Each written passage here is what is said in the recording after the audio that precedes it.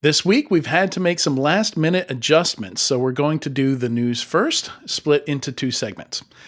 This week, we're discussing some interesting funding, two acquisitions. One company picked up for $250 million, the other slightly larger at $25 billion. Some interesting new companies. On the 1-year anniversary of that thing that happened, Crowdstrike would like to assure you that they're really making sure that that thing never happens again. Flipping the script, how researchers rooted Copilot, but not really. Talks to check out at Hacker Summer Camp. Detection engineering tips. We also have some tips on just attending Hacker Summer Camp for those of you that are maybe going for the first time. The Cloud Security Alliance has a new AI controls matrix. Sending in the National Guard to handle a breach. That was an interesting one. And how to read an AI press release. Finally, stick around for our last segment, which is going to be the interview segment. And we've got Guillaume Ross from Caffeine Security joining us, talking about his experiences building security from scratch at a new fintech. All that and more on this episode of Enterprise Security Weekly. This is a Security Weekly production for security professionals by security professionals. Please visit securityweekly.com/subscribe to subscribe to all the shows on our network. It's the show where we talk security vendors and aren't afraid to name names. It's Enterprise Security Weekly. Ransomware, supply chain attacks, 0 days. Cyber threats don't wait, and neither should your defenses. With ThreatLocker, you're not just reacting to threats, you're stopping them before they start. Our Zero Trust endpoint protection locks down your environment with pinpoint control over what's allowed to run and what's not. No guesswork, no blind spots. Just proactive, built-for-now security that keeps your business moving. Want to see how a true default deny strategy works? Head over to securityweekly.com/ThreatLocker and take the first step towards shutting the door on threats before they even knock. This episode is sponsored by Fastly, the application security leader and edge cloud platform behind many top digital experiences. Fastly helps organizations deliver and secure online experiences for their end users through a modern, developer-friendly approach to security.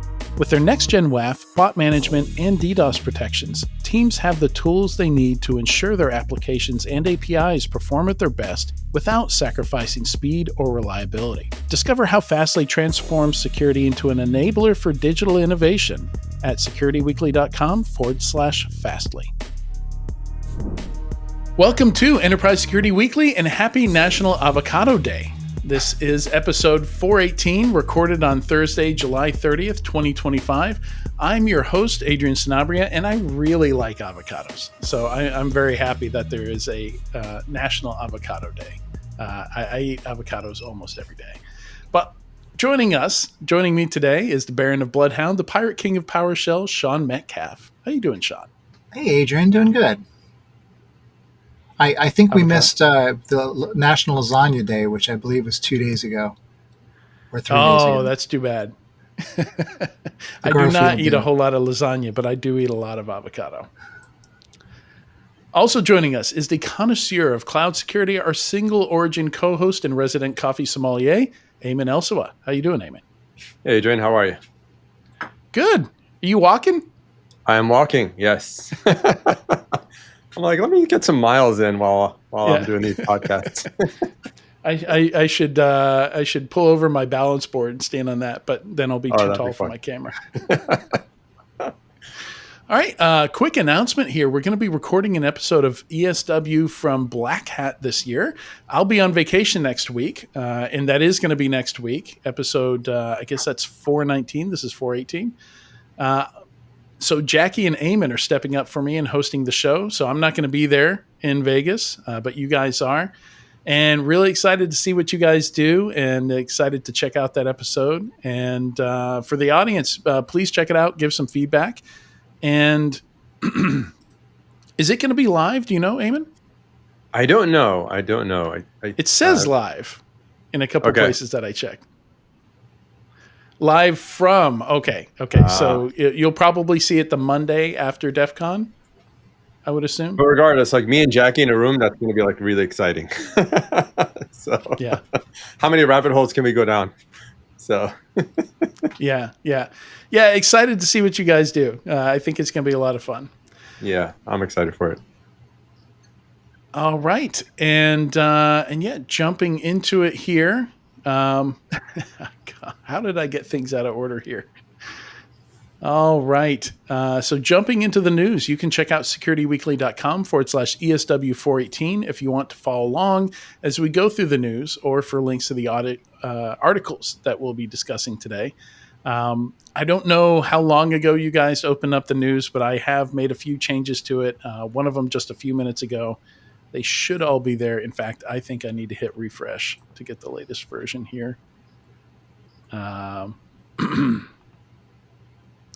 Still not seeing Eamon's articles, but I'll fix that. Eamon knows. All right, yeah. So let's kick off with the funding here. I think some interesting funding to discuss here. There's a so I don't know much about Delve, but they refer to themselves as a security and compliance automation platform.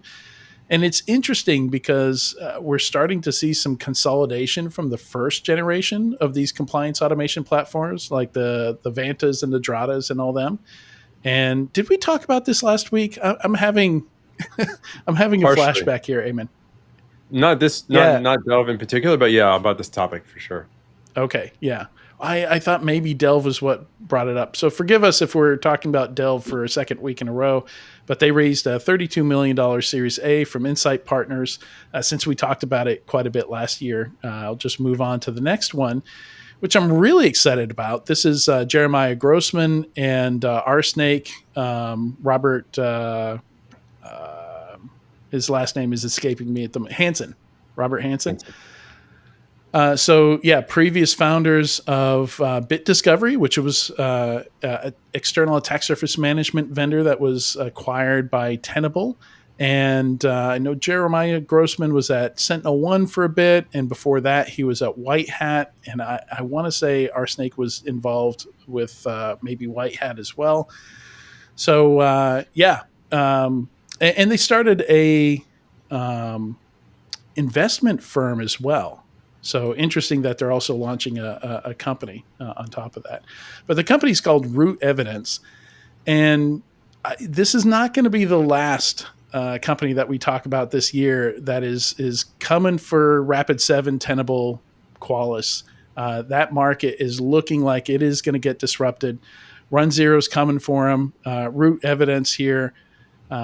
Even like risk-based vulnerability management, that's kind of getting disrupted as well. I think that just hasn't gone far enough to ease the process of vulnerability management. So it's going to be really interesting. We also have an interview with the CEO of, oh, geez. Come on, brain. Work with me here.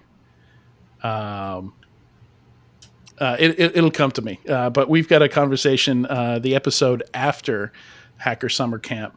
We've got a great interview where we're going to talk about some of this as well. Going into where vulnerability management is falling short, which is really, I think, kind of the processes to get systems updated and to mitigate threats against them. Also, new startup from Brandon Dixon. So that's story number 2. He founded Passive Total, which was acquired by RiskIQ. I don't know what he's doing yet. We don't know the name of the company. It's still all in stealth, but he's going to be at Black Hat, and I think he's hiring folks at this point. So if you see him, give him a shout. If you're interested in joining a new security startup at an early stage. And he did some interesting stuff at Microsoft so RiskIQ acquired his company, and then Microsoft acquired RiskIQ. And they were also kind of in that external attack surface management space, threat intelligence space. And he was very focused on SecOps when he was at Microsoft, and he went really deep into AI. And I've had a few chats with him, and he was working on some really interesting stuff. So I imagine he's probably his next startup might be in the SecOps space. So be interesting to see what he's building. I'm just guessing. I don't have any inside knowledge there. Command Zero, I think, is the final funding here, raised $10 million, led by Octa Ventures, SE Ventures, and Crosspoint Capital. and they're a self-described autonomous and AI-assisted cyber investigation platform. So, IR maybe. I feel like they've come up before, but either it's IR or it's one of these like AI to replace part of your SOC kind of companies here. I think it's the first time all these companies, well, the majority of them in our announcements don't have AI in them. So that's kind of refreshing in a way. I mean, they definitely do in the announcements. If you go just a little bit deeper, I can't remember if root evidence is, but yeah, I think they're all mentioning AI. It's just not quite as in your face as it has been in the past. What have you been finding? What have you been finding from the vulnerability space? You've been really diving deep into that. What are your predictions and thoughts? So there's this kind of trend where, okay, we're going to build an ML model, and that's going to tell you what to update, not to update. And a lot of that stuff, like including EPSS, turn into late indicators where they really don't tell you, even sometimes after it's being actively exploited in the wild, EPSS will still give you this incredibly low score, this like 0.002 something, like less than 1%. And kind of the same thing with CISA Kev, right? By definition, it doesn't go on the known exploited vulnerabilities list until it's already being exploited. And I don't think more data is the answer to this.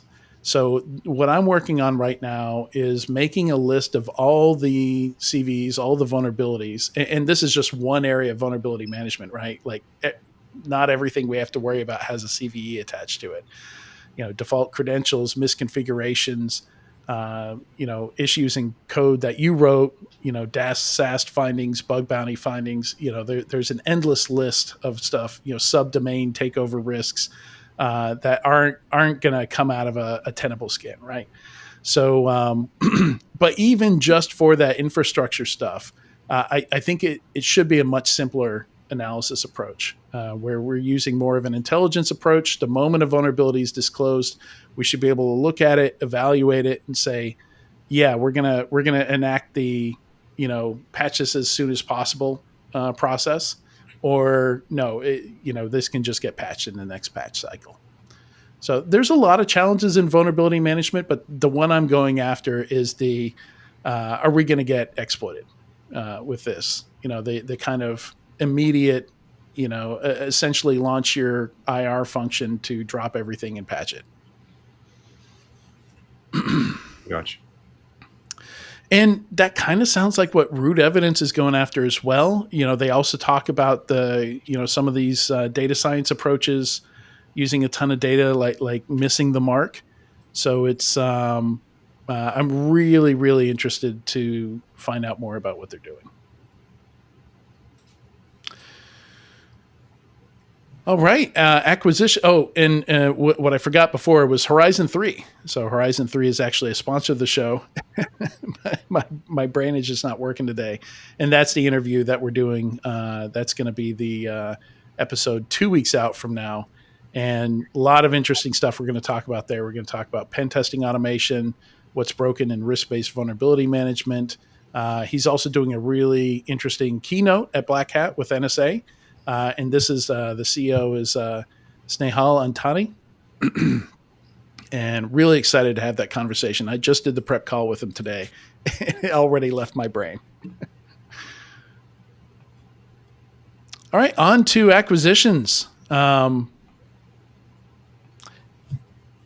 of you guys have any strong thoughts on the CyberArk acquisition? So Palo Alto acquired CyberArk for $25 billion, or intent to acquire, right? There's still has to be looked at before it closes, a couple months at least before we see it close.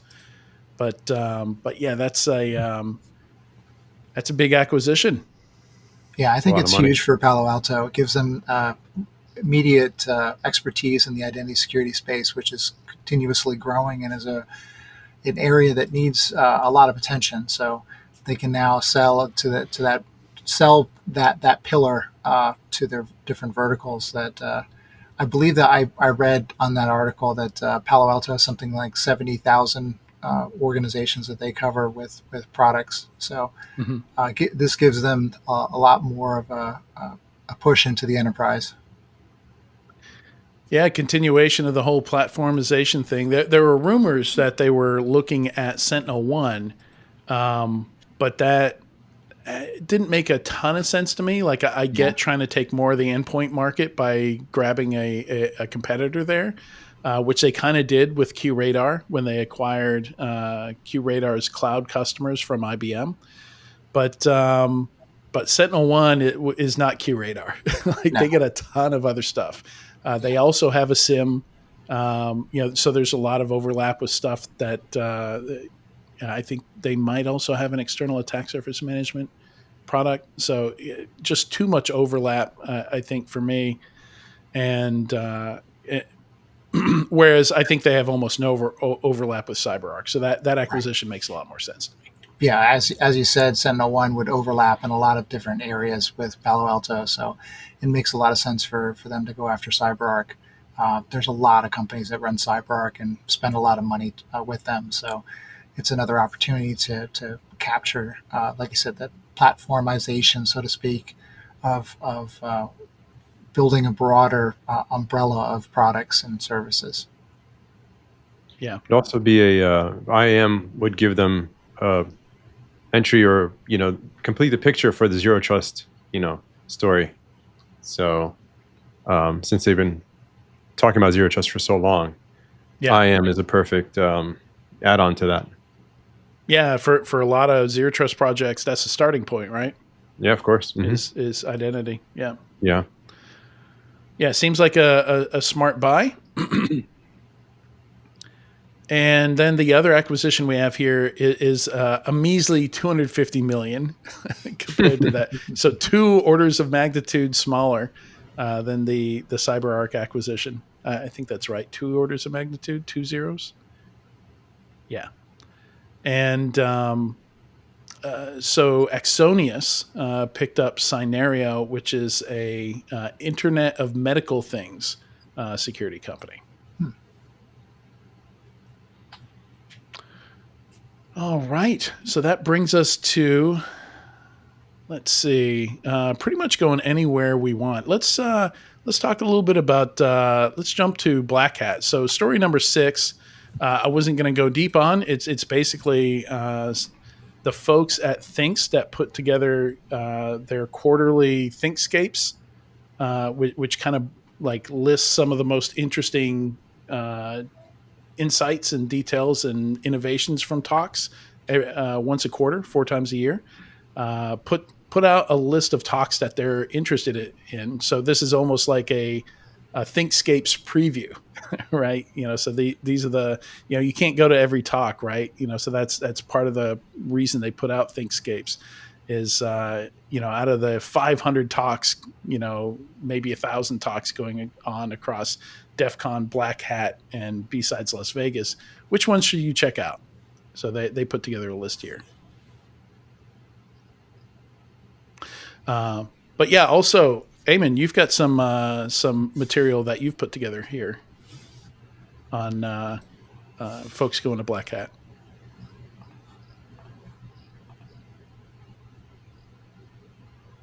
Eamon, I think you're muted. Oh, wow. Okay. Yeah. I was saying a couple years ago, I put together a beginner's guide to DEF CON because every year there are just so many first-timers to DEF CON. And every year, DEF CON keeps getting bigger and bigger and more overwhelming. So, so many times I just talk to random people at DEF CON and it's their first time and they just don't know where to go and what to check out. So I wrote 2 really long articles on how to navigate that. So I don't know if I'll get a third one out. Maybe I'll do it like when I'm there next week. Might be too late, but yeah, check those out. So, what are some of your key tips from those articles, Eamon, for people listening? Well, there's it's a good question. So there's a couple sections. One about like just understanding the scope and the lay of the land, and then setting expectations as far as your wanting to attend talks, and that line con and everything like that. But the energy of a talk in person is just amazing. One of the most exciting parts, which I forgot to mention last week, is the social engineering contest. And the key is to get there on a Friday, because that's when all the companies are open, and so that's when you could get like the most lively conversations. And the social engineering contest is basically someone in a booth that goes, and there's a goal and a target that they have to achieve, like get some sort of information, and they call like these random companies and try to break through customer service. So when they call on the weekend, nobody's picking up or whatnot. It's a little harder, and it is the most energetic experience ever. So that's one thing. Yeah, there's just so much. You can, Hacker Jeopardy is a good one. Movie night, if you into that. The arcade party is really cool too. A lot of retro arcade stuff.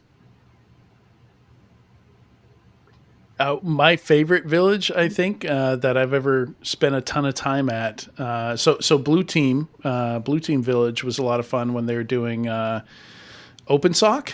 I don't think they do it anymore, but basically they set up a bunch of Blue Team tools and they put together these different incidents, and you have to work the incidents, and you get flags as you find, as you go through the incidents. So it's almost like a very nerdy kind of Knives Out like situation where they put together this scenario, and it's a lot of fun, and they're all open source tools that they use. So there's a learning curve there. There's or used to be, for at least 4 or 5 different query languages that you would need cheat sheets for. But yeah, it was a lot of fun. Yeah. And so that and the Tamper Evident Village. Ooh, yeah. I love so that one.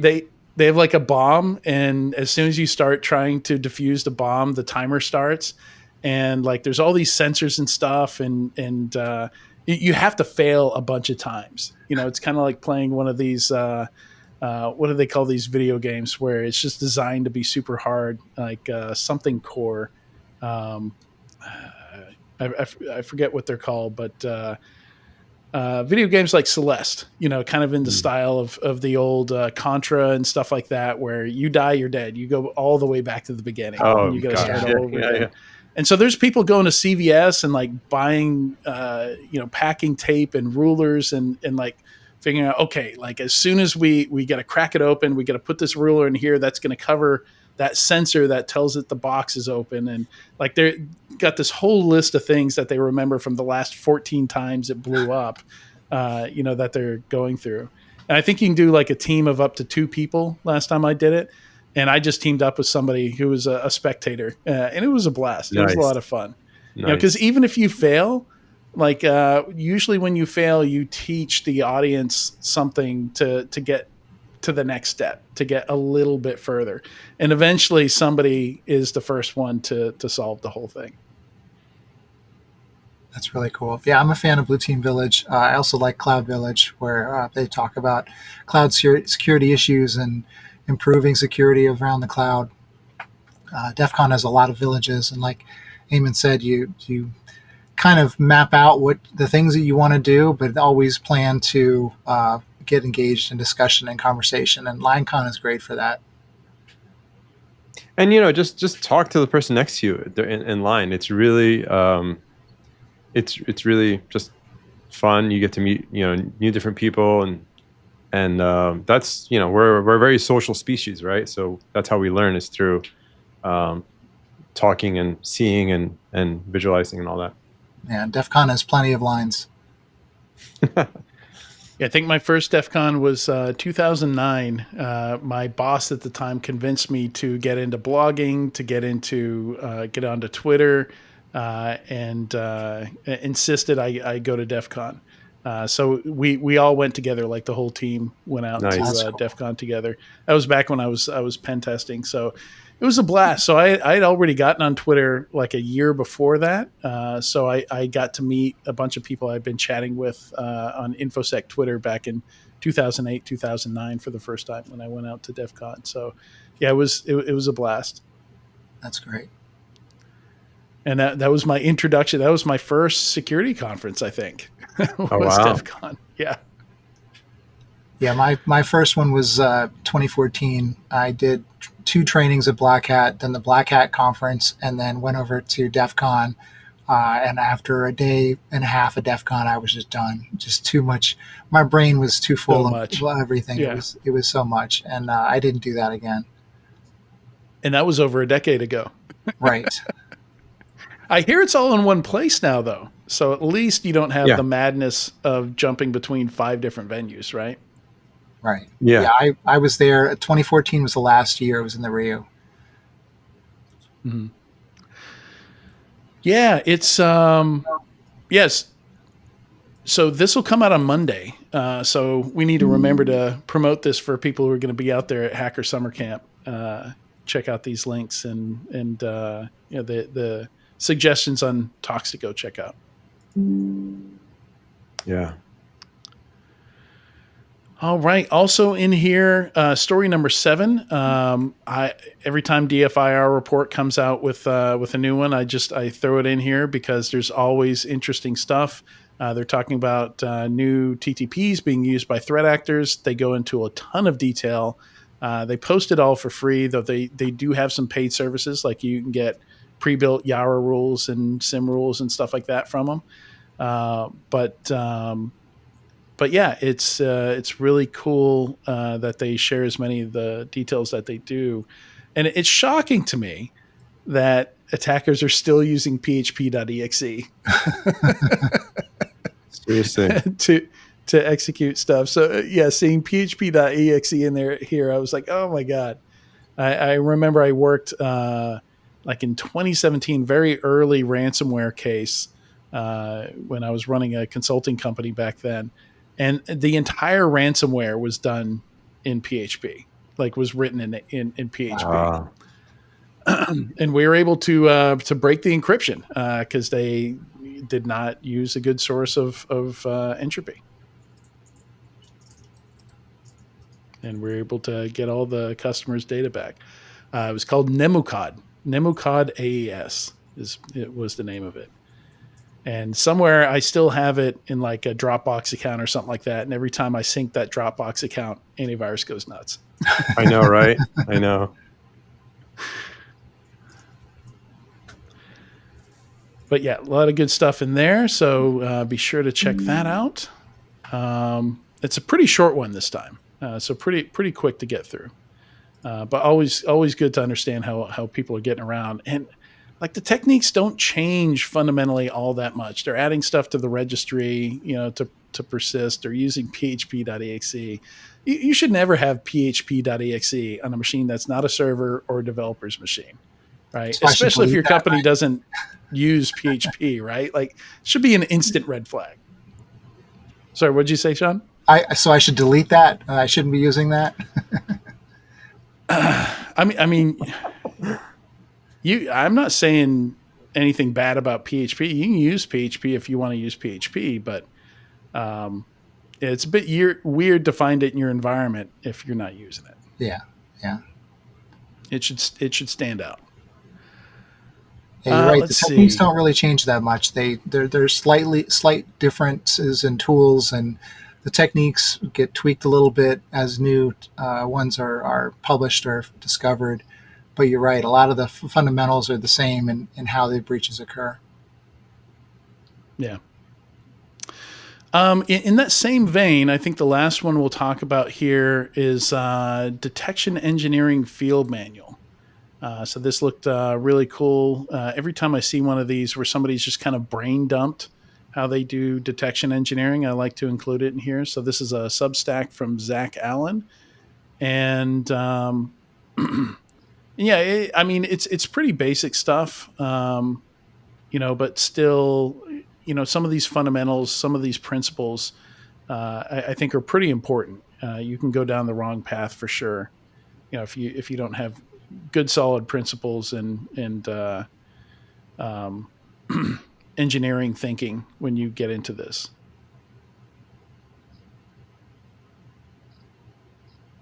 Sorry, I was muted. I think this is really good because relatively it's a new term, And I think it's used by more, cutting edge companies where, typical companies still have the security engineer and security analyst. So I like how he goes through and defines what it is to be a detection engineer, because you're seeing that more and more. And I'm encouraging other leaders to kind of shift how they hire or build their teams and focus more on, like, say, something like a detection response engineer or something like that. So I like this. I like this a lot. All right. I think that's all we've got time for the first part of the news. We're going to take a quick break and then come back and do part 2. You can't protect what you can't see. Everyone knows that, right? That's why Run Zero gives you total visibility across your internal and external attack surfaces. Worried about unknown and unmanageable devices? They've got those covered too. Run Zero also helps you illuminate all types of exposures, even the elusive ones. They go beyond CVEs to tackle the hard stuff, even 0 days. No agents, no authentication, just crazy deep data about your assets and exposures that focuses on the risks that actually matter. Not an endless sea of CVEs. Go try it for free and start seeing results in minutes. Visit securityweekly.com/run0 to get started. Legacy tools flood you with alerts. Node Zero shows you what's actually exploitable. Horizon 3 AI's offensive security platform autonomously identifies attack paths, validates findings with real proof, and helps teams prioritize remediation based on true impact. No agents, no guesswork, no disruption. Just production-safe testing that mirrors how adversaries move in the real world. Stay ahead of credential abuse, privilege escalation, and lateral movement. Learn how Node Zero changes the game at securityweekly.com/Horizon 3. Welcome back to Enterprise Security Weekly. We're back for part 2 of the weekly news. As before, you can check out securityweekly.com/ESW418 if you want to follow along as we go through the news, or for links to the articles that we're covering. All right. And for this one, there are 2 interesting essays here, one from Rick Howard and one from Phil Venables. Always good sources of interesting info here. Did you guys get a chance to read either of these? No, I did not. Going through them now, though. Which one was it?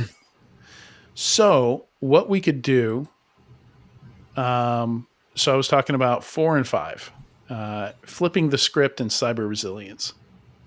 What I can do is I've got a couple others I want to talk about here if you want to try and skim and listen with half a brain as I go through some of these other ones.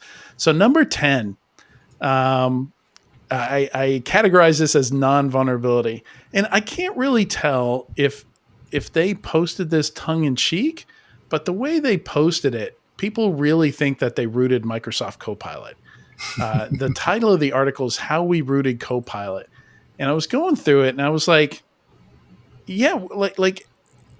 well, not everybody knows, but nerds know that you can mess around with a containerized environment that's behind ChatGPT and Copilot. I mean, maybe it's not broadly known, but we've talked about it on this show in the past. I think even in the show notes, I linked I didn't link it in the show notes. I'll have to go back and do that. But yeah, there were 2 write-ups that came out last year in 2024. I think one in June and another one in November, where they really went through and looked at all the things you can do with the Linux OS that's underneath, that's in the container that is your chat session. So you can write Python scripts, you can store data, you can read data, you can execute scripts, you can list files, and it's a bare bones container, right? You can't really do anything nasty or anything like that. You can execute some commands. You can see that there's a TCP stack in there. So, I mean, to me, it's kind of like Easter eggs. There's even for ChatGPT, there's even a README file where if you print that README file, it's like, yeah, this is here on purpose. You're supposed to have access to this. Please don't send us a bug report, right? Yeah. So it's well known, and the way they wrote this, they're like, yeah, like it's a vulnerability disclosure. They even have a timeline section where they're like vulnerability reported to Microsoft, and this is why I'm thinking maybe it's not tongue in cheek. Microsoft notifies that the issue has been fixed. Nothing's changed. Everything in their article I can still do. You can take all the commands from this article; they still work in Copilot. Because it's not a vulnerability. There's no vulnerability to fix. So maybe they told them one thing and then just, wrote working as expected, close ticket, right? Yeah, I think they were excited about being able to actually fingerprint the OS and get the feedback and read the files. But like you said, it's a bare bone container. There's nothing there to really take a look at or really do anything with. They didn't interact with it in any real meaningful way. And there's no jailbreak necessary. You can just say, "Show me the output of uname-a," and Right. it'll do it, right? So like it's exciting and fun to play with, especially if you're not expecting it to be there. Sure, but before you post something and put in, say that there's a vulnerability in it, at least do some web searches to see if anybody else has already discovered this in the past. Or read the README file that they left for you there that says, please don't submit this as a bug report. I did mess around with Gandalf in the past couple of weeks that you had mentioned, Adrian, in a previous show, and it was fun to try to get it to give you the password and give you the information. And as you tweak the prompts, it's interesting what you can get out of it. But yeah, it's there's nothing really there. Sorry, Eamon, go ahead. No, I'm just saying it was clickbaity. So yeah. Yeah. This is the epitome of clickbait. Unless it was an accident, but unless it's unintentional. The problem I have with this is that a lot of people are not even going to click the link and share it. They're just going to see it show up in their LinkedIn feed and they're going to share it with other people. Mm-hmm. And then everybody's going to think, oh, Copilot's like it's trash and it got hacked, and I'll remember that time that somebody rooted Copilot and it never happened, right? Like if they had found a container escape and they got to the system one level below the containers, sure, write that one up, submit that one, but that's not what happened here. So these containers, they will remember for a little bit. I don't know what the time is, but they will time out and those containers will get destroyed. So you can save data there. You can use it as like a very poor man's S3 or Dropbox or something like that. But it will reset and that stuff will get blown away and you'll get a fresh container. Like it'll still have all your inputs and outputs from your chat history that gets preserved as long, until you delete it. But the container behind it does get replaced, and the containers cannot connect to each other. That was one of the first things that I tried is, okay, if I save a file here, can I retrieve it in a different chat session? Nope, separate container. So there is no persistent connected storage between these chat sessions. All right, so that was a fun one. And then the one that I'm really excited here is story number 9. So this is a report that Gray Noise just put out. So Bob Rudis is doing some really interesting stuff over there. And the name of the report is Early Warning Signals When Attacker Behavior Precedes New Vulnerabilities. So basically, Gray Noise has these sensors all over the internet, and they're looking at attack traffic, right? So they can tell you okay, like attack against this CV is ramping up, or this style of attack is ramping up. And kind of the core of the service is to not only tell you about malicious stuff, but separate benign stuff from malicious stuff. Because Census is scanning, AI companies are scanning stuff. Like there's all these scanners just scouring the internet, and they can give you a list of those IPs, and you can just remove all that noise from your SecOps alerts and stuff like that.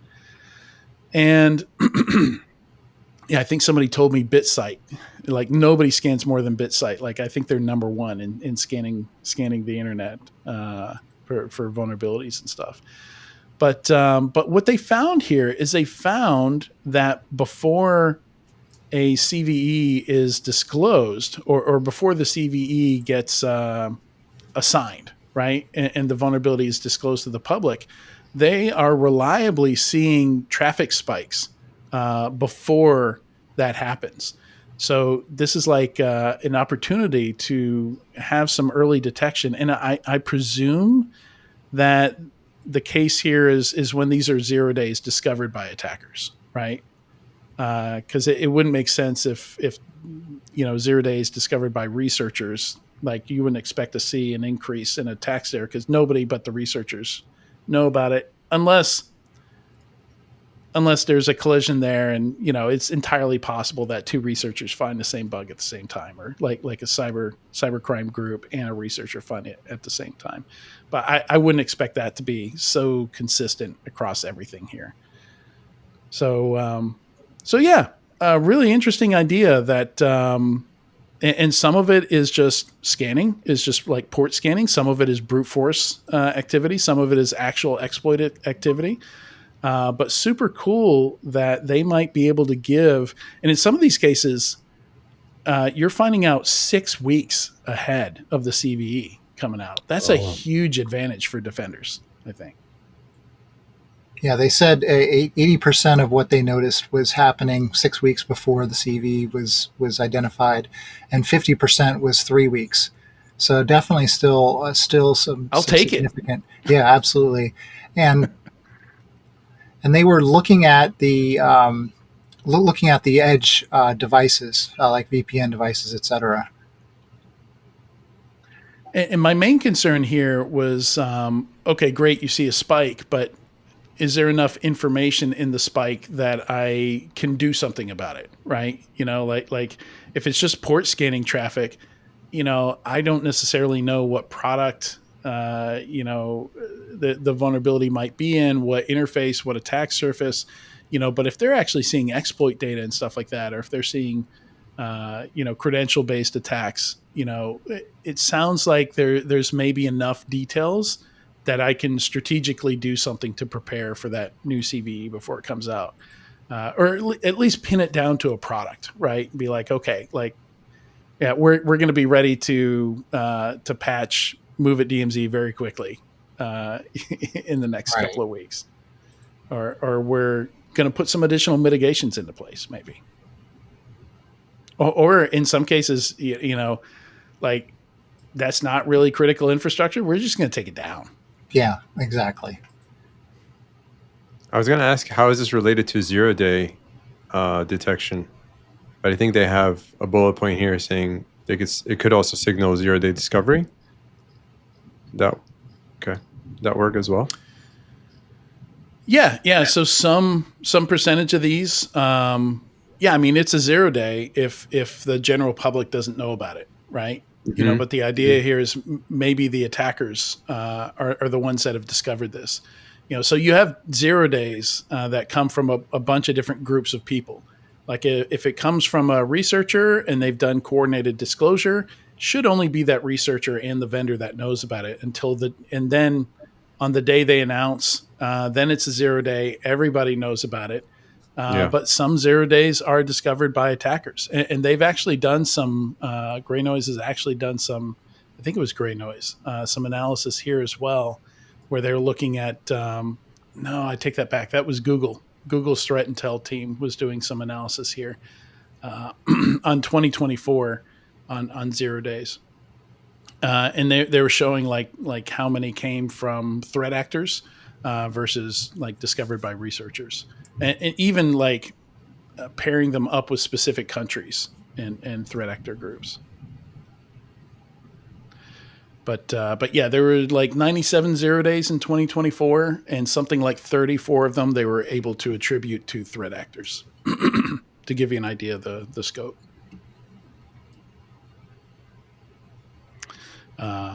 China had a few, had more than a few.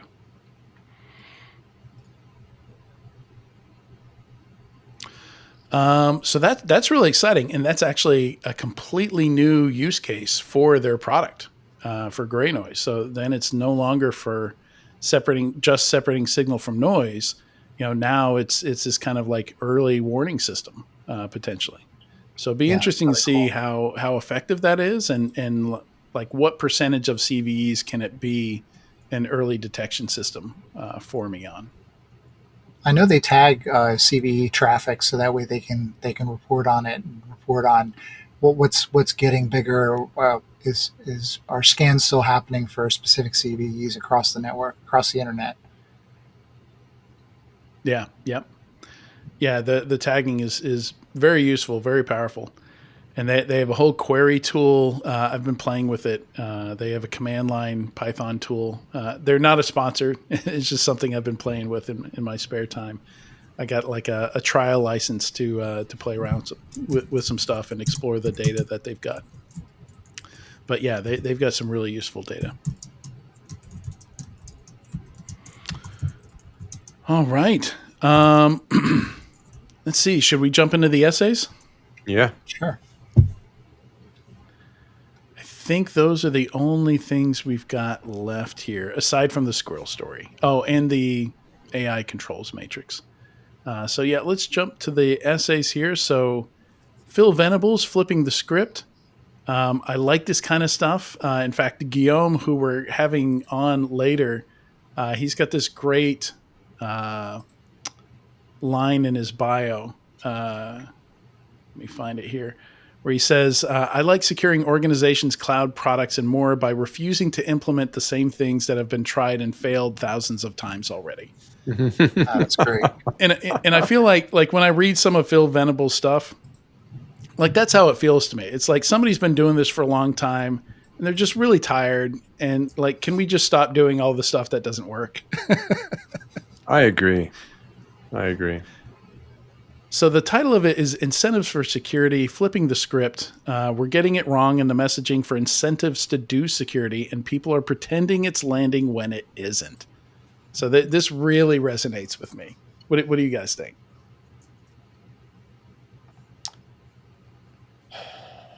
I like. So should we talk about both of them at the same time because they're kind of like similar in a way, or like you want just this one in particular? This one's good. It's really if you're drawing parallels, go for it. It's really thorough. I mean, it all makes sense. It's kind of like how I kind of focus. Pretty basic. First of all, you got to do like a threat model. You got to see what's the issue. Reducing the blast radius. I love that because you might not be able to fix. A lot of times you go into a company and you want to fix that thing, and they can't fix that thing. So okay, can we just put something as a bolt-on to just reduce that blast radius? So yeah, it's a good read. Pretty thorough, long read. Anything that stood out to you guys?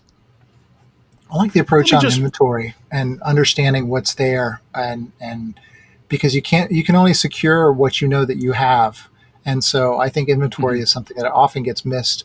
Understanding what's deployed, how things are configured, where they are.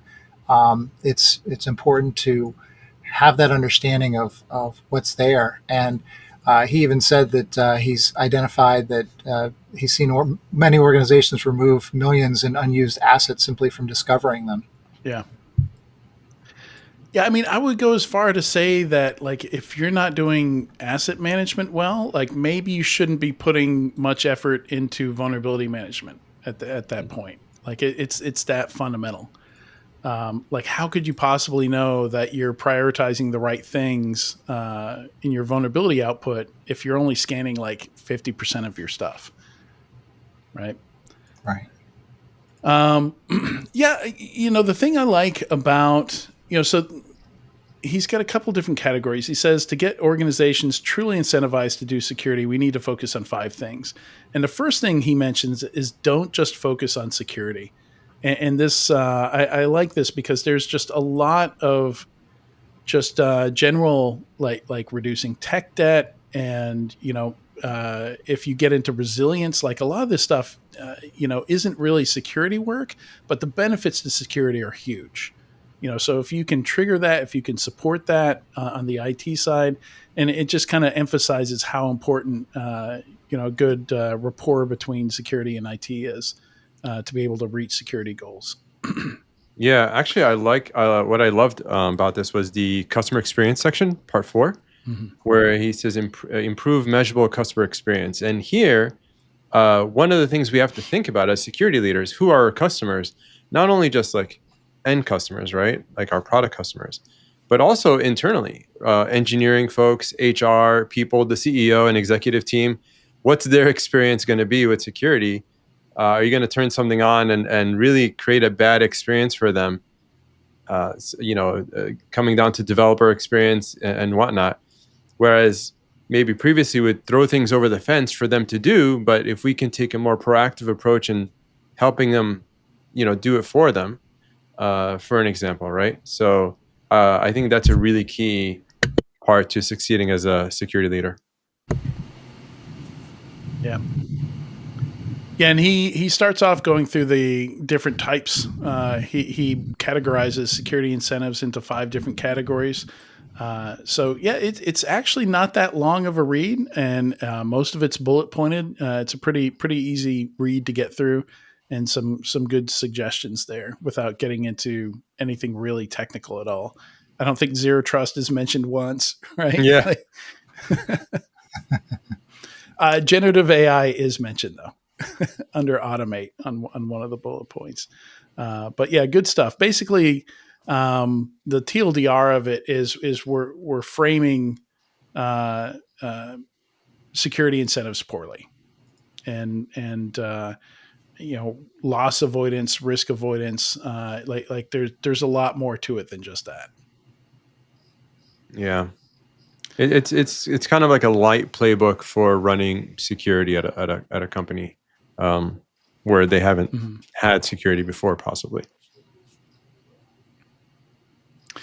And then the piece from Rick Howard on cyber resilience, I find it interesting. He starts off with prevention might be the wrong strategy for most of us.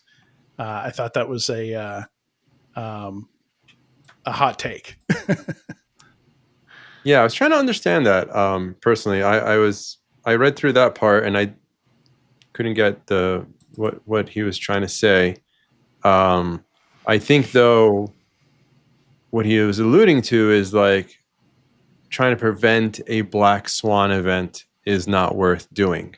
And he talks about like the chances of a civilization ending asteroid impact within the next 50 years is what, 0.50 or 60, 1%.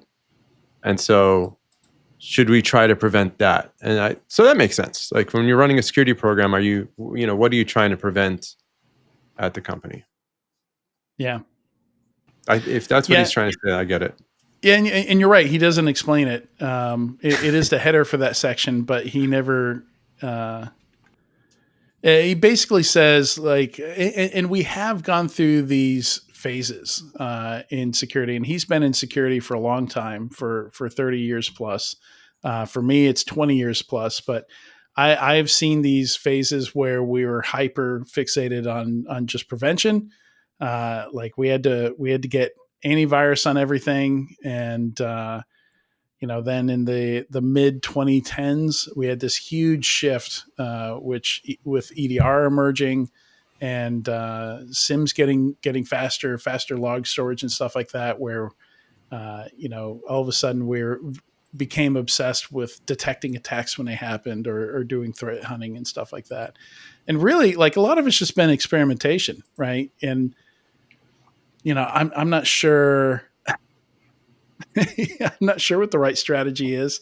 I suspect it's going to change quite a bit from company to company, from vertical to vertical, right? But there are some standard areas, like number one, like, so I like to go with prevention first. For example, removing excessive privileges. That's like number one. So if we can trim privileges all around. I wouldn't consider that prevention, though. I think he's talking about stuff like IDS, IPS, antivirus. Like something that's going to automatic block of something malicious, I think, is when he says prevention. Yeah. Okay. Sean, what are your thoughts? I found it interesting. I mean, you're right, Eamon. There's a big focus on black swan events, but as far as what to do about it, what should you do instead? I didn't really get that takeaway from that perspective. I like that one of the key takeaways is deploying a robust backup and restore capability. He says basically a push button operation. That's something that a lot of companies have realized, that their recovery methods in a ransomware event have not been up to speed and have not been tested. So I think the saying is that if you haven't tested your backup by attempting to recover it, you don't have a backup. So it's something that a lot of companies struggle with even today. I see it all the time with Active Directory specifically. The cloud is another thing. The cloud is not backed up, and if you want that configuration to persist, you need a backup of that environment, or at least ask the vendor what they're doing. What does the recovery look like if someone goes in and deletes all the key records that you have in say Workday or in Salesforce, or maybe the users that are configured Entra ID. What is the restoration capability of the cloud vendor, and do you need a third-party tool in order to handle that? I think that's important to understand, because ransomware is key. It's out there. It's not a black swan event. It happens enough to a lot of different companies that it's something that should be prepared for. Yeah, and he includes chaos engineering as well. So I think that's worth noting. That whole takeaway section is a really good takeaway. So and it's I think this is true. Like I think the vast majority of businesses out there are at step one when it comes to maturity. If you're looking at resilience, with resilience be like, do you know how long it would take you to reboot the whole company, to rebuild all infrastructure somewhere? Like, I've heard that thrown out as a metric for some companies these days. Like boards want to see a metric like that. Like they're seeing ransomware going after your operations. Mostly we've seen stealing data and encrypting data, but there's other stuff on the table, like, just bricking hardware to where it has to be physically replaced. You can get down to the firmware level and actually break things, right? Like a year ago. Yeah, exactly. Well, that stuff, the hardware didn't need to be replaced, but right. they did have to manually interact with every system. And if you're Delta and you have 40,000 Windows servers, that's a lot of systems to have to manually interact with to get them back up and running. But yeah, imagine in the pandemic when we had a chip shortage, it took you 6 months to get a single MacBook. What if somebody just blew up all your Macs overnight and none of your developers had systems, right? Like you, all of a sudden eBay would get rushed. Like anywhere you could buy used stuff, with like it would be nuts.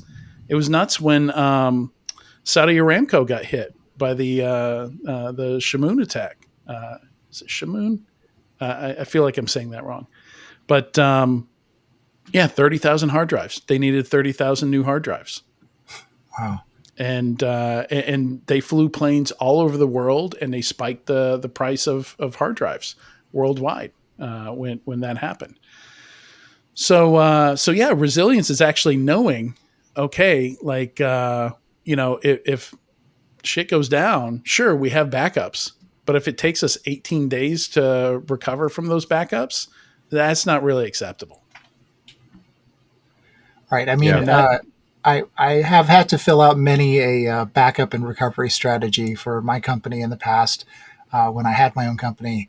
And it was one of those things that had to be put together and available depending on certain Fortune 100 customers that would want to see the backup strategy. But it's interesting, it was always focused on the backup, and there was not a whole lot of focus on the recovery, which of course is the most important part. Like, well, what do you do?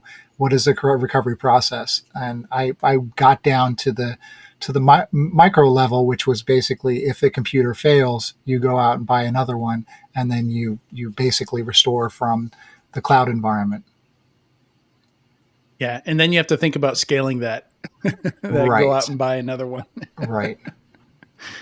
Yeah, it's and we've had some eye-opening events. We've had some black swan events, like that Crowdstrike event that I think is really kind of waking people up to chaos engineering and thinking through some of these things and how they'd handle them.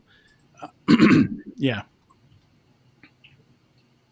You don't necessarily need a black swan event to do that. Like the impact of that Crowdstrike, what happened with Crowdstrike, an administrator could have foot-gunned themselves and do that to the whole organization. There's all kinds of ways that IT or security folks could trigger some of these events that require you to go through BCPDR.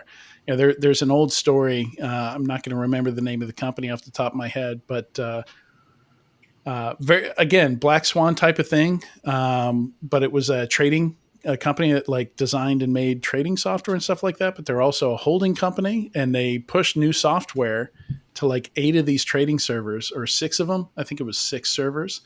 And they forgot to flip the dev to production switch for the last software push. And this was something somebody was manually doing at 3 a.m., right? Because that's when you do software pushes. And it was live for like 45 minutes before they realized they had lost hundreds of millions of dollars. Wow. Yeah, I did a review of in the weeks after the Crowdstrike event last year. I did a review of other security companies that have caused issues with the system, basically a kernel panic, a blue screen of death, whatever you want to call it. And there's been others. There were 2 or 3 others that I was able to identify after that. So it's not just unique to CrowdStrike.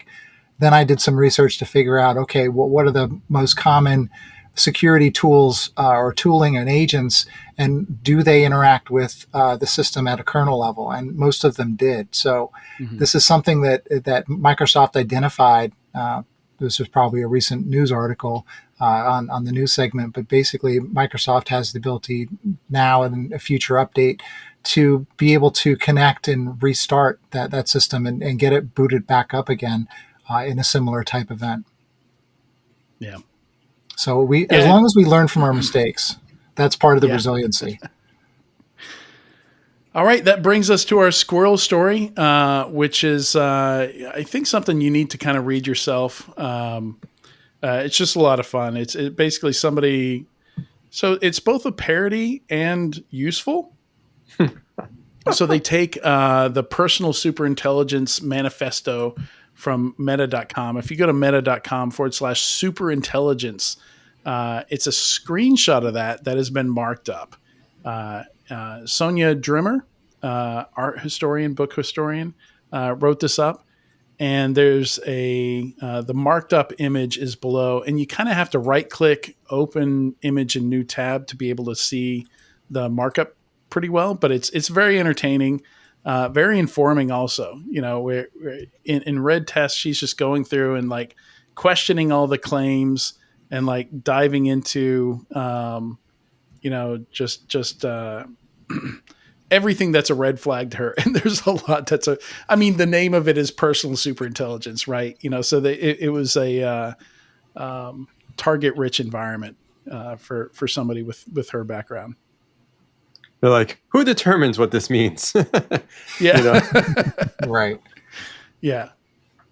Yeah. Like an example here, the improvement is slow for now, but undeniable. Says who?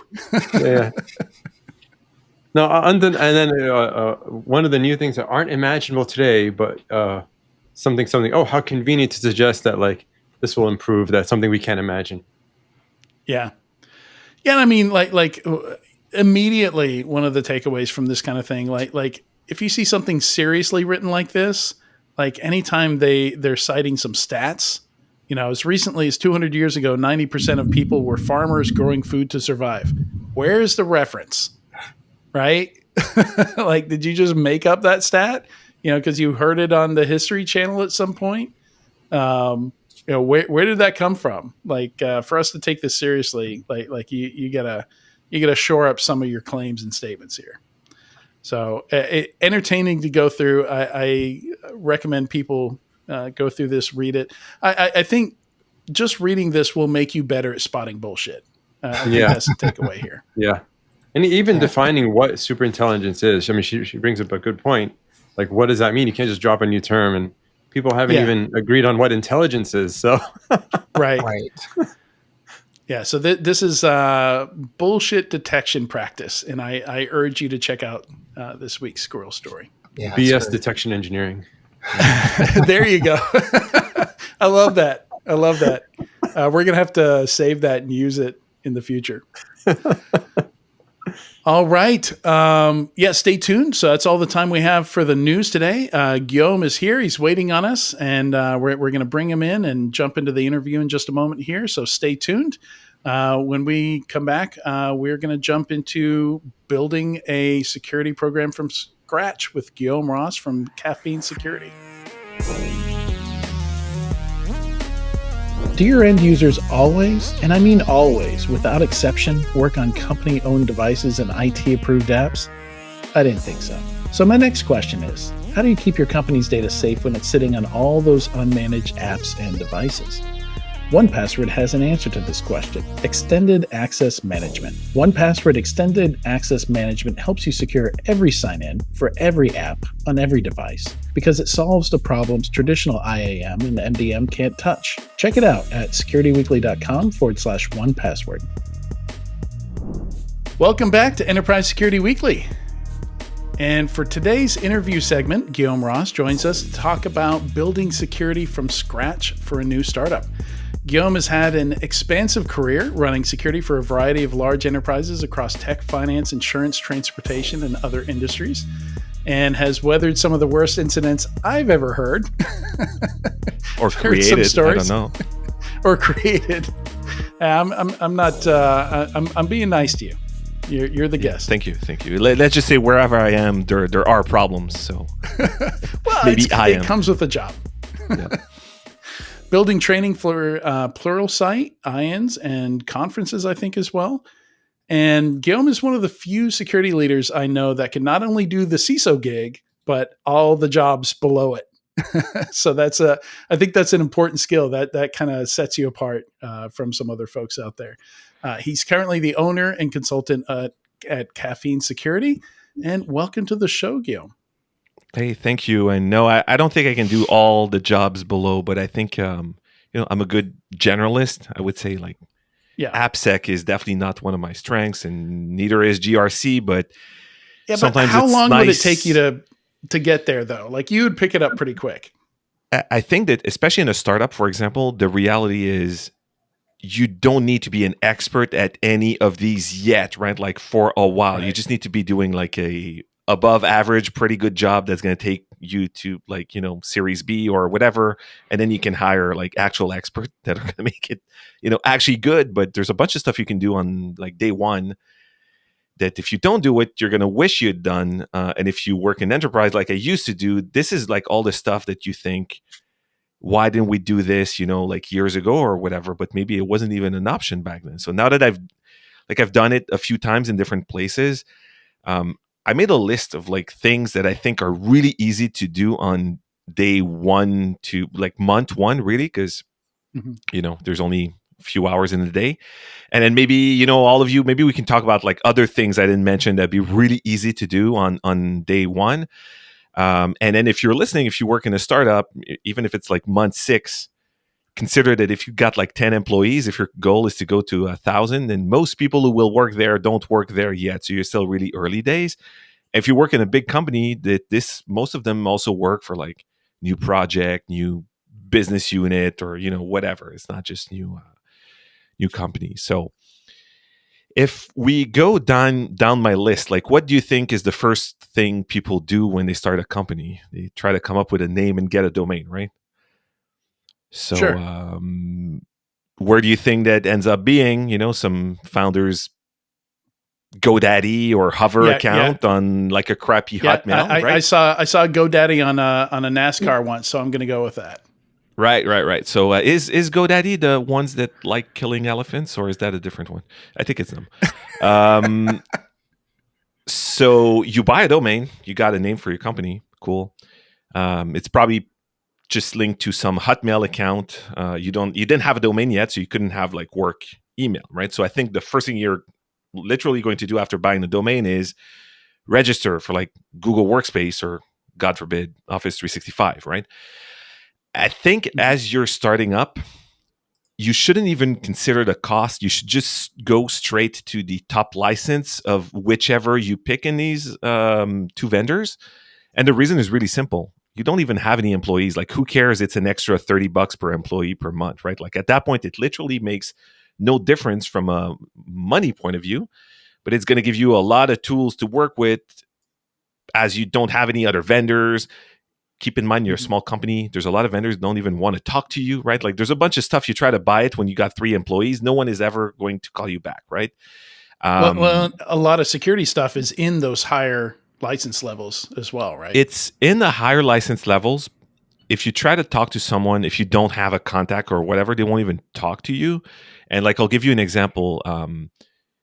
Chrome Enterprise, good luck buying that if you're not an actual enterprise. Or really, Google bought a company that does VDI recently, and it's now like part of GCP. If you're just on audio, I'm doing a lot of air quotes because it's not in the GCP console. And if you need it, it says contact us, click here. They will never reply to you if you're not a bank. At least they never reply to me. Maybe they'll reply to you, but if you're a small company, the odds are pretty low. So you get your Google Workspace, pay up, get the biggest license. And then the next thing you're going to want to do is set up a small website, HTTPS, that has nothing useful on it except it needs to have your like corporate address, and that can be a PO box or anything like that. Oh. And you might be wondering why. For like Dun & Bradstreet? You're going to need a Dun & Bradstreet account. And so what does this have to do with security? Well, one of the first things you want to do is make sure people have company laptops, right? I start working sometimes in companies that have been running for a couple years, and it's a mess of like the data guys, they all have like their gaming PCs with like an array of 5090s, and they don't want to use a work laptop, and it's completely unmanageable. However, if you do it on day one, people don't complain about the way things are when they join, right? It's just that's the way things work over here. So one of your first goals on like the corporate security side is you cannot allow, I'm going to say, bring your own laptop, right? Like mobile devices, much different game, but like someone's logging in with their personal Mac or Linux or Windows machine, you can't have that. So you need to buy work laptops. And so depending on if you're going with Mac or Windows, you're going to go with device enrollment program on the Apple side with Apple Business Manager, which will require a Dun & Bradstreet, well, at least in the US, right? And so if you don't really exist as a company, you don't have a website with the address, you don't get the Dun & Bradstreet, you can't buy corporate laptops. And guess what happens if you buy them at the Apple Store? Well, if you later want to add them to Apple Business Manager, you're going to have to wipe them. Who likes wiping laptops that are already in use, right? So get that done. Pick Windows or Mac. Don't even try to do both. So now you got Google Workspace. You don't want 2 MDMs from day one? Well, like I'm biased and I like Fleet, which is, in my opinion, the only cross-platform MDM that doesn't suck. That being said, just the complexity of creating like all the different policies for both, and then shopping hardening for tools, both. Right? Like for like patch management, for example, on Mac, there's like Electrona patch is great. It doesn't work on Windows. What's there on Windows? Do we get a different thing? So you really don't want that like early on, but you might, if you did deploy something like Fleet, then, a year down the road, you start hiring some people who want like a Mac workstation, a Linux workstation, Linux or Windows workstation. You can totally do it, but don't start with that. And then as soon as you start receiving these laptops, that's the only thing that should be allowed. And I forgot to mention, the minute you get your Google Workspace or 365, you really want to require like at least passkeys or YubiKeys. And I think that that's one thing that, like, passkeys feel like they're more user-friendly, right? Like people don't need an extra thing to carry around or whatever. But if you're a startup, you're going to be buying laptops for people soon. You can just include one of the small YubiKeys and put it in there and block passkeys, because it's a mess. They get synced everywhere. People get confused. Like, oh, I could log in with like Google Chrome, but now I'm on my phone and like I don't have the passkey in my iCloud. Like, cut the noise. Get everyone a laptop. Get them a YubiKey, and force that with Google Workspace. Block every other laptop. How do you do that?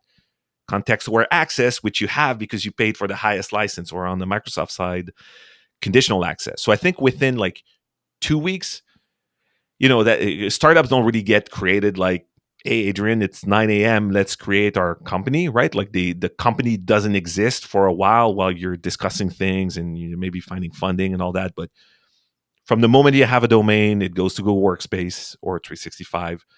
passkey or FIDO2 security keys.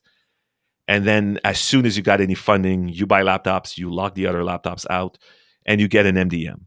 And I know it sounds like, it's IT, it's a pain in the butt, but like getting the MDM really early on is going to be so much nicer because you're never going to have any exceptions when you tell your auditors in 2 years, like, oh, all the laptops are encrypted. We've got like the policies are pushed, and it's so easy to do at the beginning. So I think it's homogenous, right? It's not this mishmash. Yeah, exactly. And from the whatever get-go, and I think if people you do wanted that, to do because nobody told them no. Right, exactly. Or just like if you bought a bunch of Macs at the App Store and then 6 months later you need to wipe them to properly make them supervised and add them to Business Manager, you're never going to do that. Like people are going to be way too busy. You can't go like, hey, it's just not going to happen. And then you'll say, we'll do it, through attrition.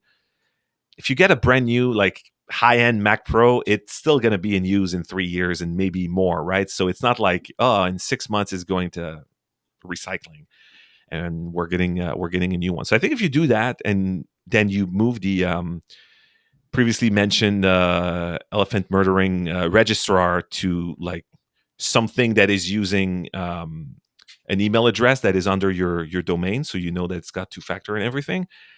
On the corp IT side, all you have to do next is just like harden your setup, right? Like the spam filtering settings and all that. And like if anyone is listening, you can check out the Fleet website, fleetdm.com. Somewhere in their documentation, I still have like my Google Workspace hardening guide in there, which is really good.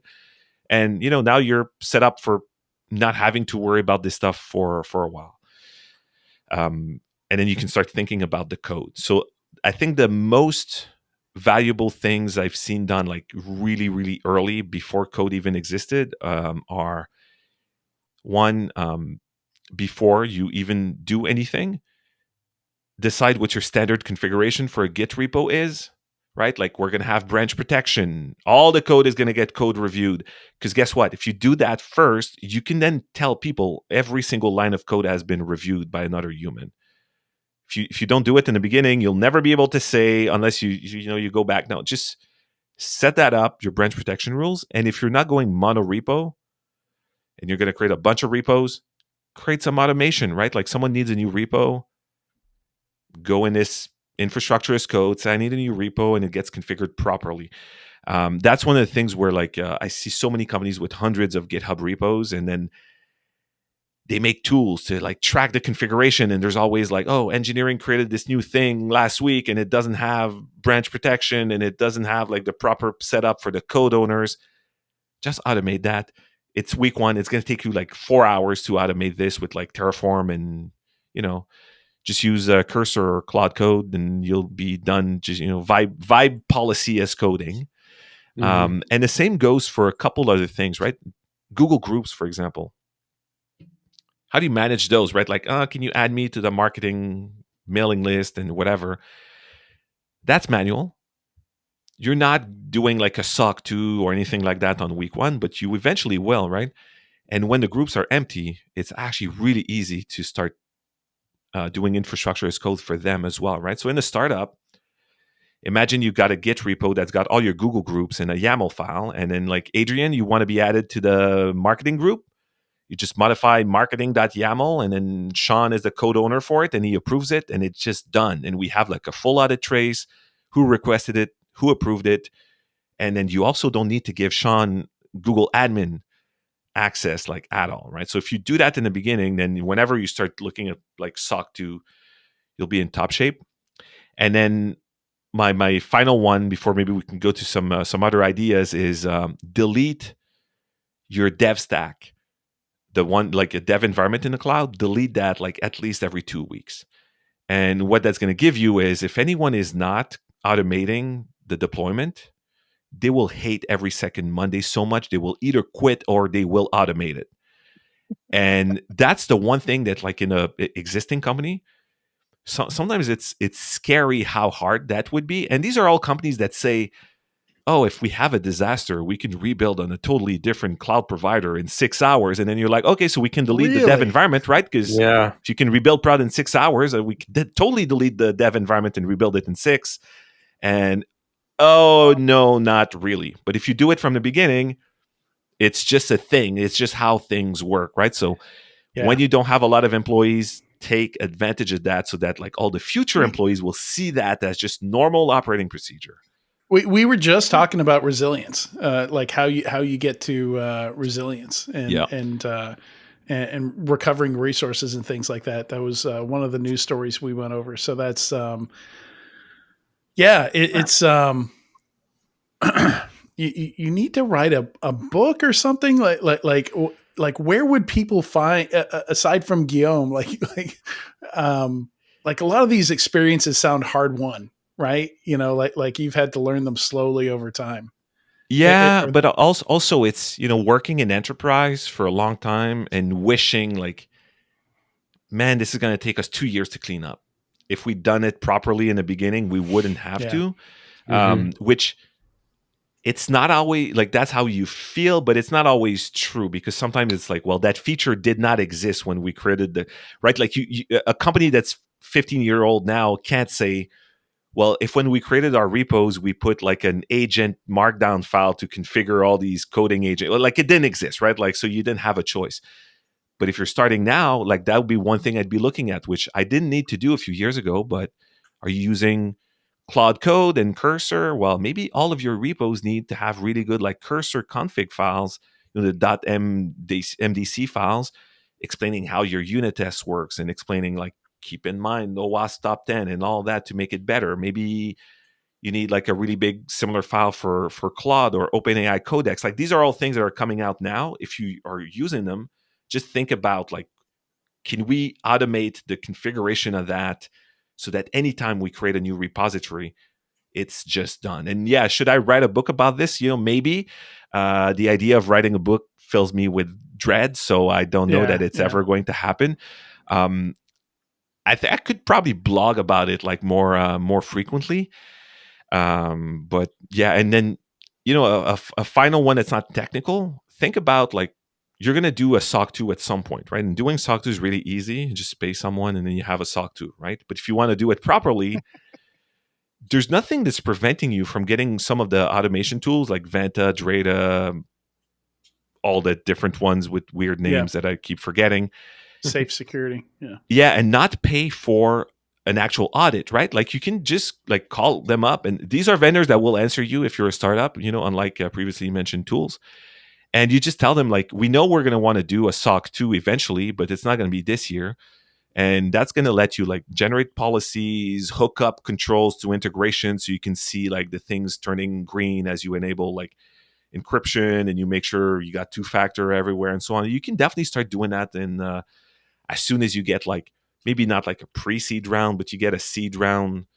Just do it. That way, when you need to really get the audit done, it's just like a financial thing at that point, right? Like you call them up again, wire like 10 grand and you're almost done already. So does anyone have any other like things let's pause here. Give I'm thinking Eamon might have some questions, some feedback, some thoughts. Yeah, I mean that's a great list, Guillaume. Really, really good list, especially branch protections, code owners, right? Who could bypass pushes and all that stuff. How have you dealt with pushback from people when you're trying to get some of these things done off the ground? So if you're able to automate and there's not like existing process that's getting broken, then you're actually not going to have that much pushback. The problem you'll usually run into is more when like a vendor doesn't have the APIs for you to do things properly and you still need to do something that's like somewhat crappy. So for example, I just said like, oh, your Google groups, right? Like you should Terraform them.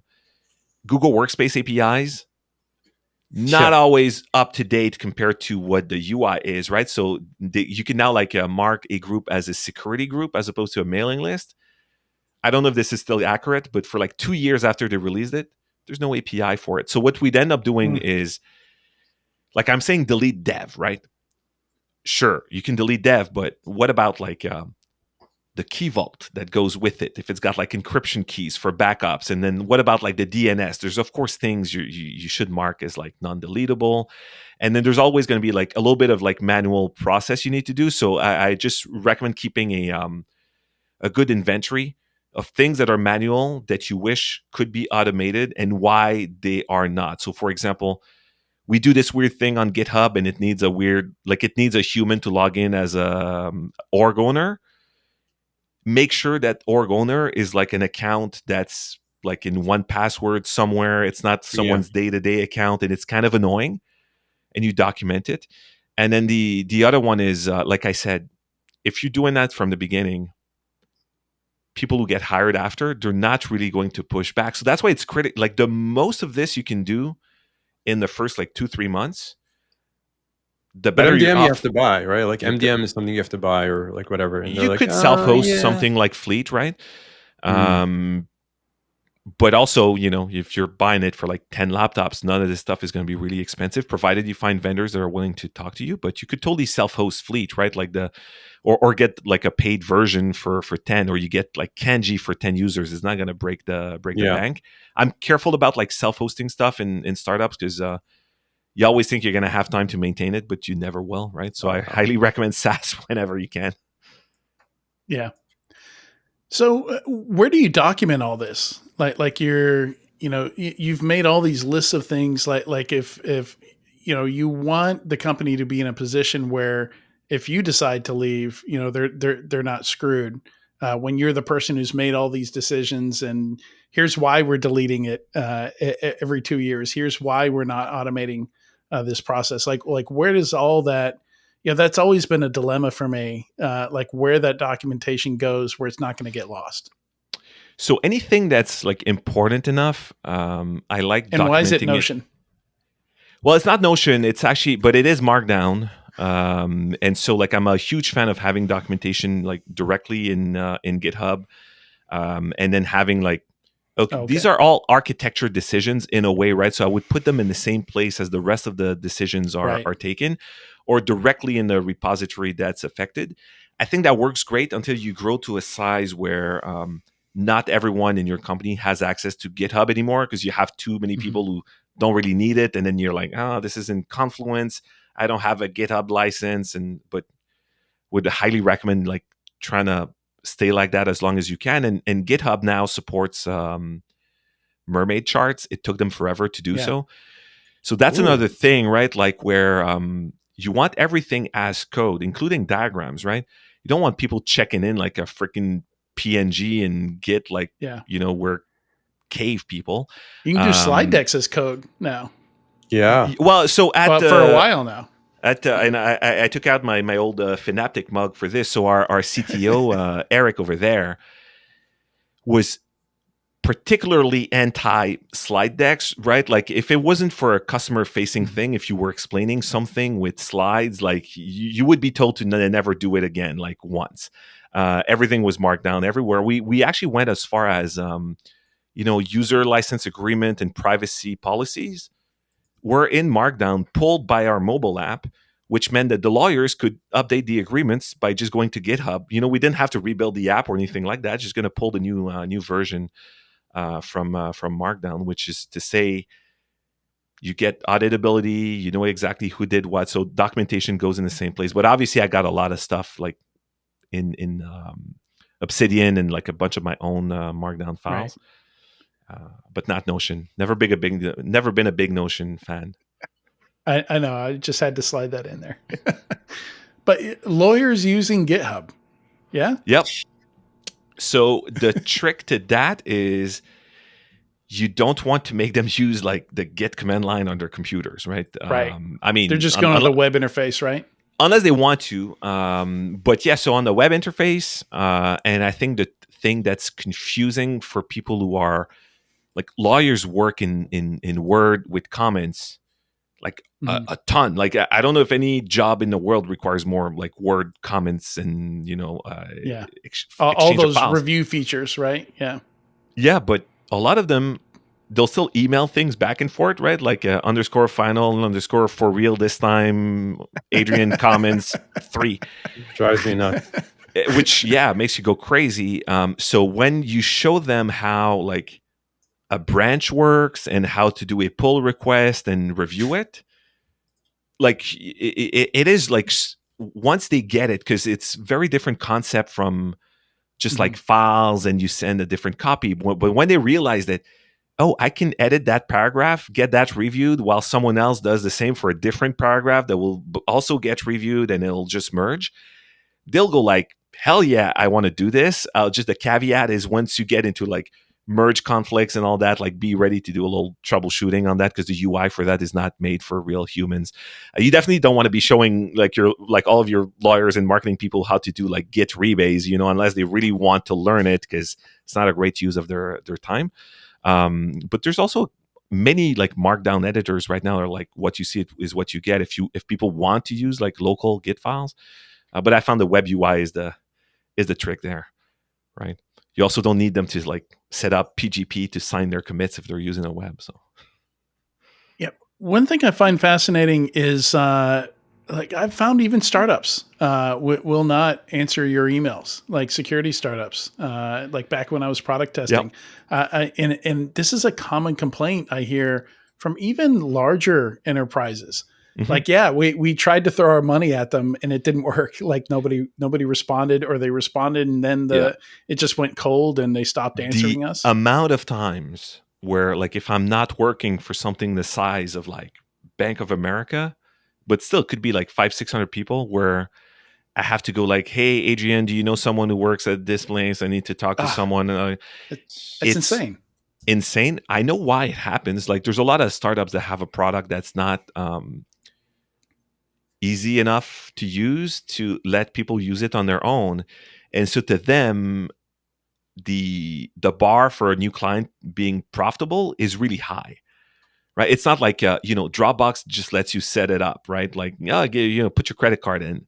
Most security vendors, they're not that easy. And that's why they don't let you put the credit card in, because they know if you saw the product without, having their hand-holding process, you would be confused and you would leave and to never come back. And so that, I think that's why a lot of them do this. And it's very annoying. Like, why can't I go and just like put in a credit card and buy 10 licenses of like an EDR very easily, right? Like it's crazy.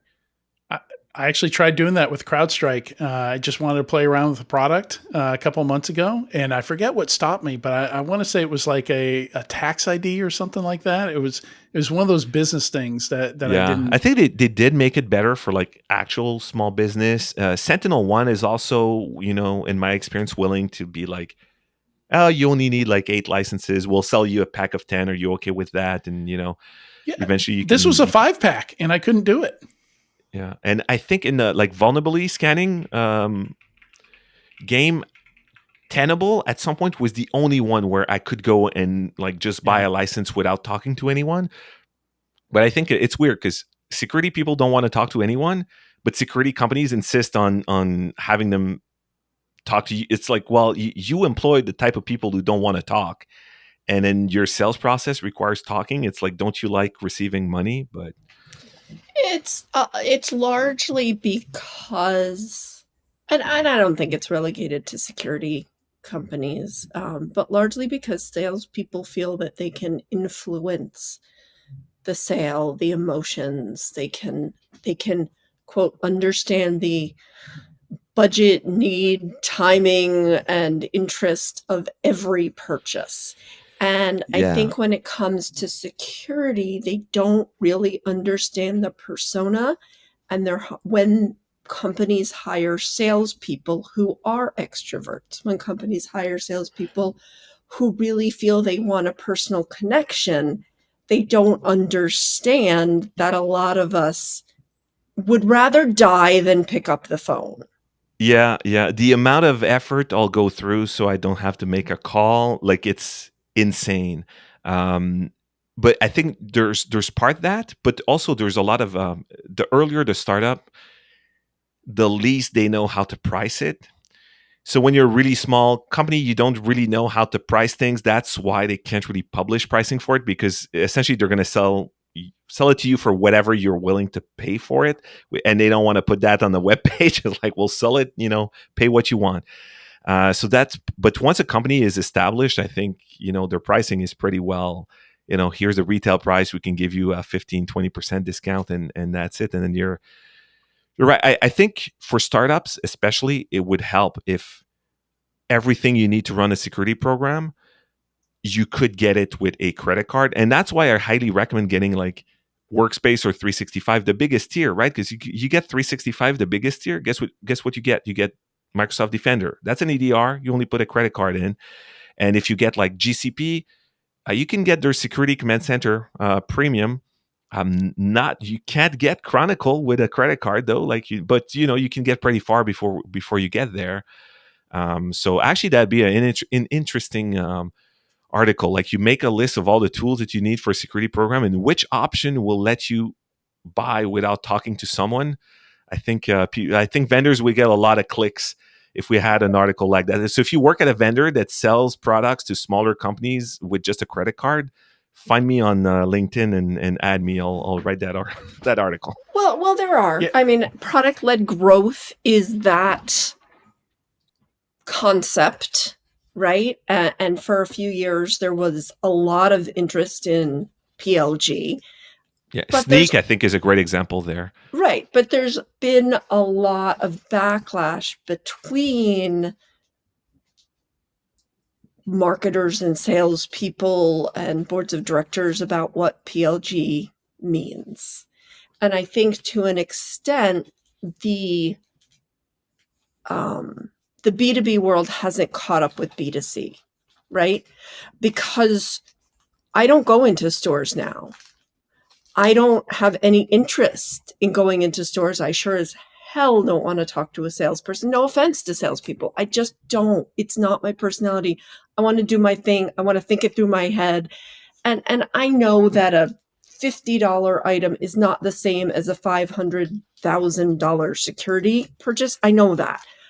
I personally don't think I would have any kind of different process in my head. It would just be a budget allocation thing. And it's also not my money if it's enterprise, right? Like if it's B2B.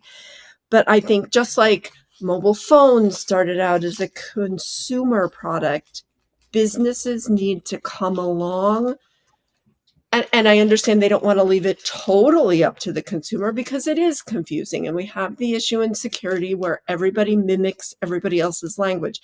It's hard to tell an IAM product from a network product from an AppSec product based purely on words that are used. It just is because everybody uses the same thing. And honestly, if you go to websites, you often don't know what a company is selling, and you don't know what you're buying. But sometimes even when you do, like, I don't know if this is still true, but GitHub Advanced Security, right? Like, you would think, I'm a startup, I'm writing code, I'm getting my code reviewed, and I want SAST and SCA, right? Like, I'm GitHub already has the Pendabot, I'm going to get GitHub Advanced Security from the beginning. I don't think you can do that. You can buy GitHub. You can buy GitHub like pretty high tiers of GitHub when it comes to other features. You want to buy like 1 million GitHub Action hours, you can do that. But GitHub Advanced Security, at least for a long time, you had to call and you had to talk to someone. You couldn't just throw it on. Yeah. And that might still be the case. And so guess what we end up doing? It was like, well, let's figure out what open source tools work pretty well and put them in a GitHub Action, and then I'm never looking back, right? Whereas if I could have had it on day one, I might have used it. Yeah. So that's, I think, the risk where like you're incentivizing people who can build to build, and then they'll never need you. So yeah. I just bought a few licenses. It was the business website. You have to have a business website to complete an order with CrowdStrike, even if you're only buying one license. You have to have a business name and a business website are required. I don't have anything on my business website, but the domain exists and it accepted it. So we'll see. But yeah, it's insane, right? You know, it's things should not be hard to buy, but I think you nailed it, Katie, is there's still this disconnect between B2B and B2C.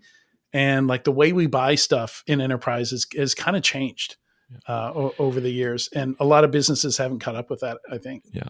But since security especially hasn't, if you're building something new from scratch, go where it's easy, right? Like the cloud vendors that have like security options in their like regular offerings, try to get the tiers that have like conditional access, single sign-on, and all of that.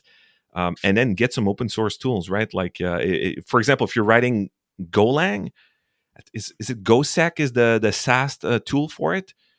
It's as good as any commercial offering if you're only doing Go, right? And because you're a startup, you don't have 36 languages, so you don't need to buy something super complicated right away, right? GoSec. I think it's GoSec. Yeah, Is GoSec. it GoSec? Yeah.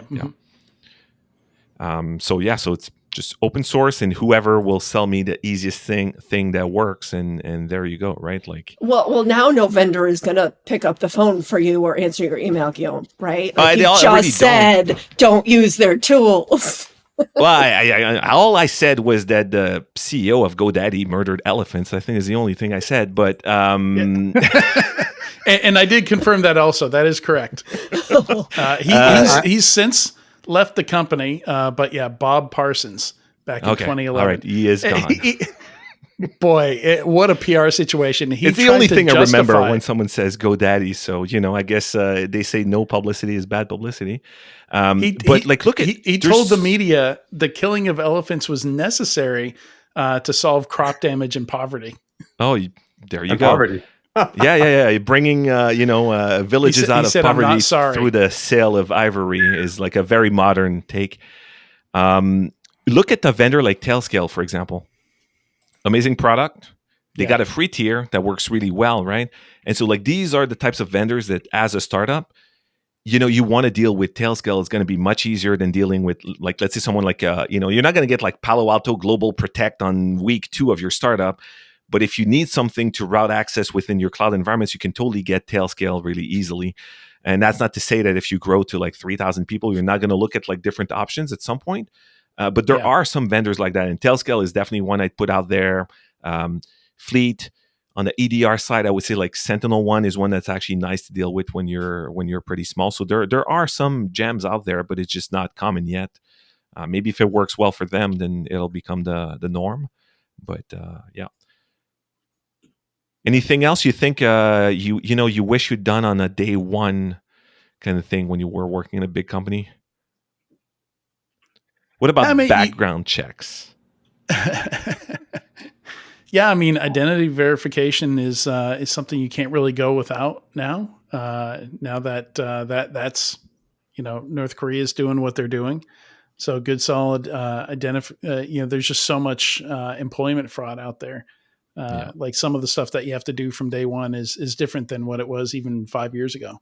Yeah. And talking of like remote, I'd say if you get an office, make sure it doesn't have a static IP. Why? Because then people are not going to create firewall rules that give extra permission to people who are in the office, right? Oh, you can connect to the Postgres database if you're at the office. No, you don't want any of that. And so if you don't have a static IP, it's going to be annoying. And so most ISPs charge for static IPs. I think they should start charging for dynamic ones, It's better for privacy as well. Yeah, set the right incentives. Yeah. Yep. Yeah, we were also just talking about a Phil Venables article where he was talking about the incentives being wrong in with a lot of security stuff. Yeah, good stuff. I think we're running out of time here. So before we wrap here,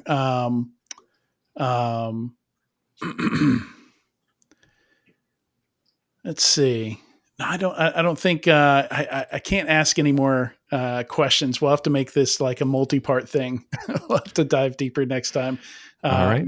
Without it taking like another 6 or 7 minutes or something like that. But yeah. So Caffeine Sec is you, right? Yeah, Caffeine Security is just me. It's a company I've had since I started doing training for like Pluralsight and all that. I'm not building a consulting company. It's just me. And probably like if you're a startup who's looking for someone to help build a security program, I might have some availability in October or November. So you can, find me on LinkedIn. Just put a note. When people add me without a note, if I don't recognize them, I just don't accept it. But I should be available by the end of the year. Do you have a Dun & Bradstreet? Registered in Canada, but I have the equivalent. Nice. All right, that's it for today. Thanks so much for joining us today, Guillaume. It was a lot of fun. It was. I feel like I need to go back, re-listen to this, and make a list. Oh, I've already texted a few people saying they have to listen to this. So. Yeah. All right. Well, I guess I'll get on that book. Right away. Yeah. It doesn't have to be a book. I think blog is maybe good. Put it on recyclebin.zip. Recyclebin.zip. You know, the joke with that my blog being on a .zip is I know It's of blocked. at least a few security people who use this to check if they're blocking bad TLDs. They're like, if I can read Guillaume's blog, the Zscaler configuration is bad. How many breaches have you seen that started with a .zip TLD? I don't know. I don't know. We both know a guy named Jerry. You should have a chat with him. Yes, for sure. All right. Thank you so much, Katie, Eamon, Sean, for joining me today. Been a lot of fun. Absolutely. And a big thanks to everyone for watching or listening to this week's episode of Enterprise Security Weekly. Next week, Jackie and Eamon are shooting a live podcast that won't be broadcast live, but will be live from Black Hat in person next week. Yeah. And that should get posted on the Monday after DEF CON. All right. I'm going on vacation. See you when I see you, and have fun and be safe at Hacker Summer Camp. Bye-bye. All right. See you. Thank you.